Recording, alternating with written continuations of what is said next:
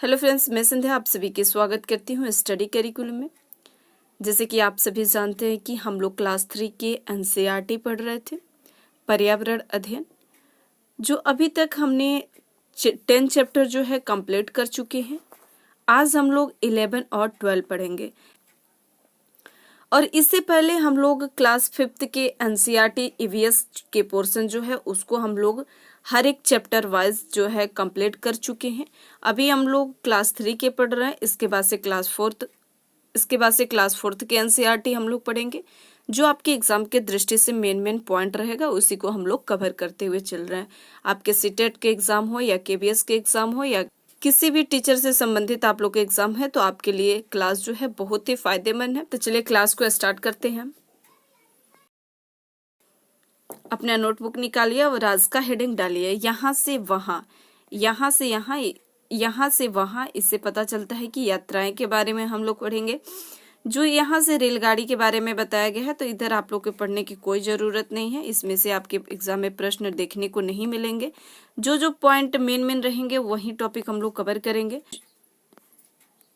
एक कविता जो है आप सभी बचपन में पढ़े भी होंगे, लेकिन ये सब हम लोग को पढ़ने की कोई ज़रूरत नहीं है, यहाँ से आप लोग के प्रश्न नहीं बनेंगे।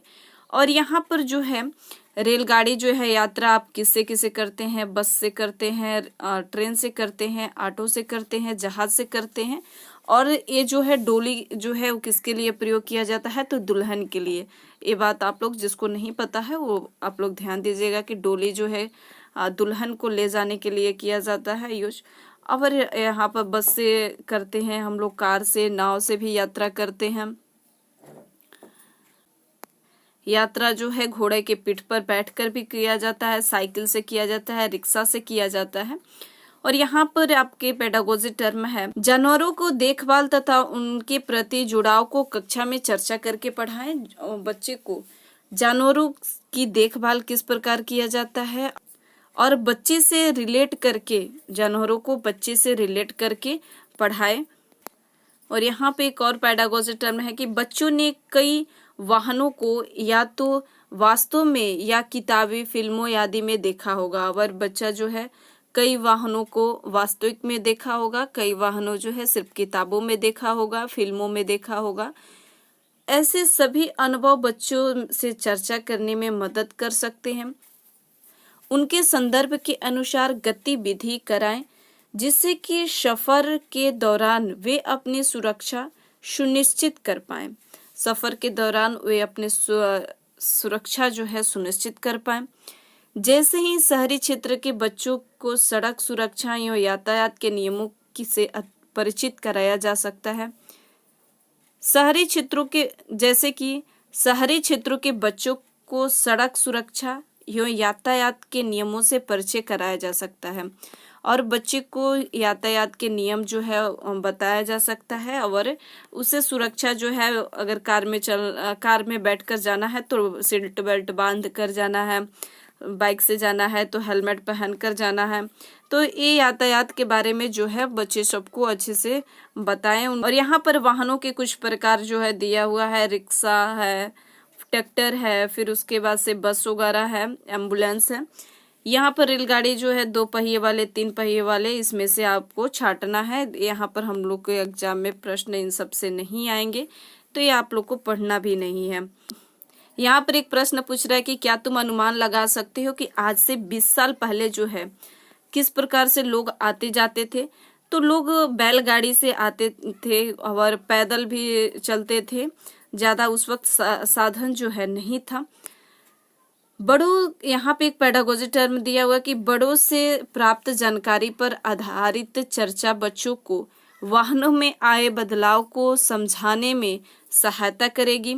किताब में बुजुर्गों, नाना नानी, दादा दादी से इसलिए बार बार पूछने को कहा गया है ताकि उस समय के और अभी के बीच के अंतर को बच्चे पहचान सके। और इस किताब में दादा, नाना, नानी से बातचीत करने के लिए इसलिए कहा गया है कि ताकि उस वक्त जो है नाना नानी, दादा दादी के समय जो साधन प्रयोग किए जाते थे और अब जो है साधन प्रयोग जो किए जाते हैं तो उसमें क्या अंतर है। और एक पेडागोजी, सबसे ज्यादा इस चैप्टर में हम लोग को पेडागोजी ही मिलेगा। कंसेप्ट जो है आप लोग को बहुत कम इसमें देखने को मिलेगा। रेलगाड़ी का मॉडल बनाने के लिए माचिस के अलावा टीन के डिब्बे भी इस्तेमाल में लाएं, और रेलगाड़ी जो है बनाने के लिए माचिस के डिब्बे के अलावा तिल के डिब्बे के भी इस्तेमाल जो है किया जा सकता है।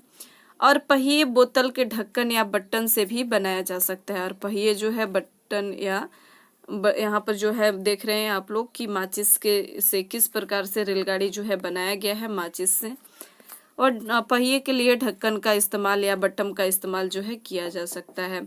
यहाँ पर बताया एक पेडागोजी टर्म ने कि चित्र की मदद से आपातकालीन स्थिति पर चर्चा की शुरुआत की जा सकती है, और इस चित्र के माध्यम से बच्चों में आपातकालीन जो स्थिति है उसकी शुरुआत जो है की जा सकती है। इस प्रकार जो मेन पॉइंट थे इस चैप्टर में हम लोग कंप्लीट कर लिए।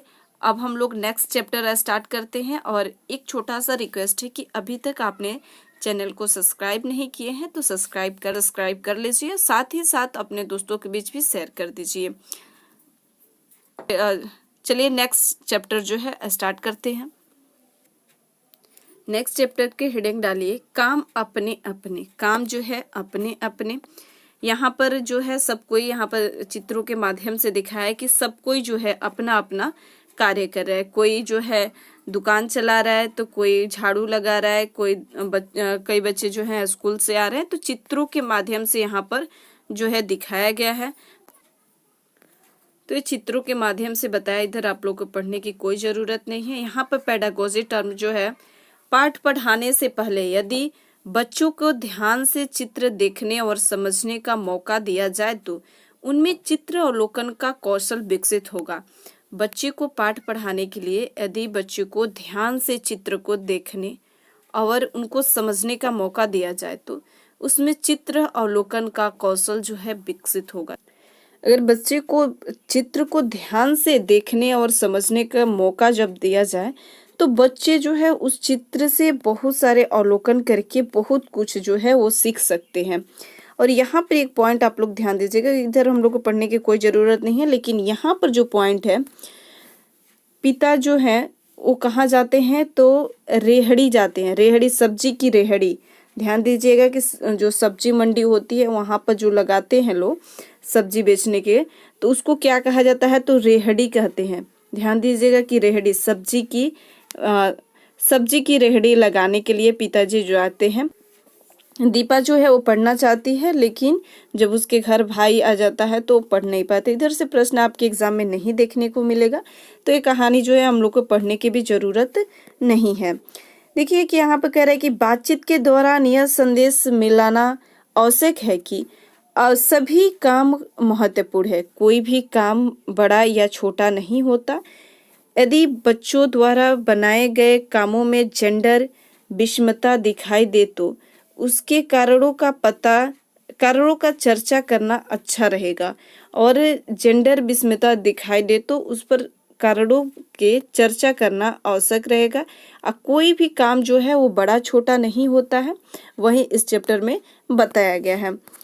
तो ये भी चैप्टर हम लोग देख लिए कि इसमें कौन कौन सा मेन पॉइंट जो था वो आपके एग्जाम के दृष्टि से महत्वपूर्ण था। इसमें सबसे ज़्यादा ये दोनों चैप्टर में आप लोग के पेडागोजी टर्म सबसे ज़्यादा दिया था। अब हम लोग मिलते हैं नेक्स्ट सेशन में नेक्स्ट टॉपिक के साथ में। और अभी तक आपने चैनल को सब्सक्राइब नहीं किए हैं तो सब्सक्राइब कर लीजिए और साथ ही साथ दोस्तों के बीच भी शेयर कर दीजिए। मिलते हैं अब हम लोग नेक्स्ट सेशन में। Thank you.